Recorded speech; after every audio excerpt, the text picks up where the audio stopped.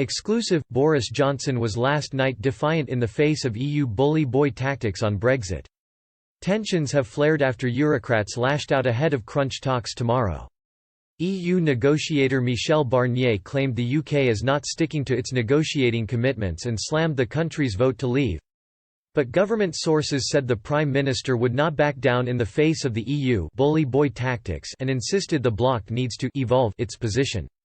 Brussels was also accused of breaking its Brexit promises over fishing rights.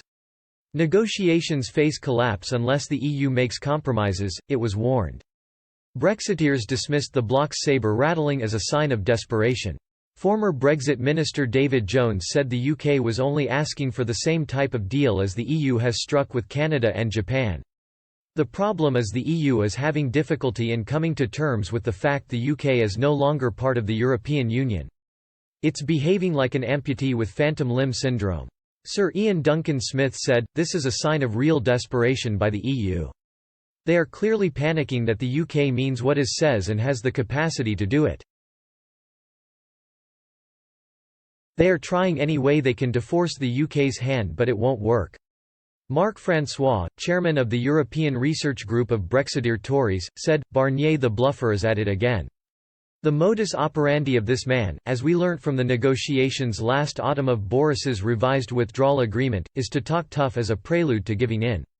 Those in Brussels have finally realised that we have left the EU and we now intend to negotiate as a sovereign state. Providing we hold our nerve, I have every confidence that the EU will finally agree to a deal, knowing full well that we will leave under Australian-type terms if they do not. The clock is ticking." Conservative Andrew Bridgen said, "There is no way that Boris will give in to the EU bullies. He didn't do that when we were a minority government before the general election, why would he now?" Mr Barnier claimed the UK has taken 2 steps back, 3 steps back from its original negotiating commitments.